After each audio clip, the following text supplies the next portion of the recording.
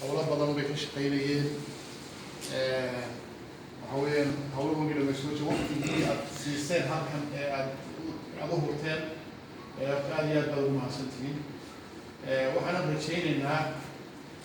wixii halkan aad ka faa'iidaysateen in uu wax idin tari doono hawsha aad ka shaqaysan wax ka tari doono ayaan guud ahaan rajaynaynaa kollay waqtigu uu koobnaa sidaa daraaddeed waxaa la bixinayana uu koobnaayo waxa weeye wax badan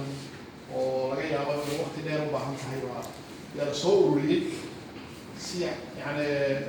wax laydinka fahamsiiyo haddii ugu yaraan aad uga qaadataan fikrad uga qaadataan marka aad baan uga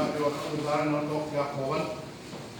maxaan ku rahdaa oo celiga idinku haan dareemayno haddana culays ku ahaa hawshii iyo hawlaha ka shaqaynayseenna culays ku ahaa laakiin waxaan rajaynaynaa in wuxuun laga faa'iidaystay